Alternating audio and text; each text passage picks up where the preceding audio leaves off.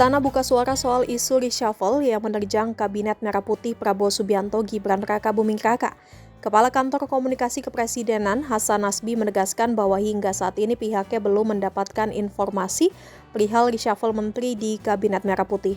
Adapun kata Hasan Nasbi, apabila reshuffle benar adanya maka berarti saat ini yang mengetahuinya hanya Presiden Prabowo Subianto. Terkait dengan pernyataan Presiden Prabowo Subianto yang mengaku akan mengganti Menteri Ndablek dan Bandel, menurut Istana hal itu ditujukan kepada semua jajaran pemerintahan. Ia menyatakan bahwa Prabowo ingin para menterinya bekerja murni demi kepentingan rakyat tanpa ada kepentingan lain. Sehingga pernyataan Prabowo Subianto yang dikaitkan dengan isu reshuffle menurutnya hanya berupa spekulasi publik semata.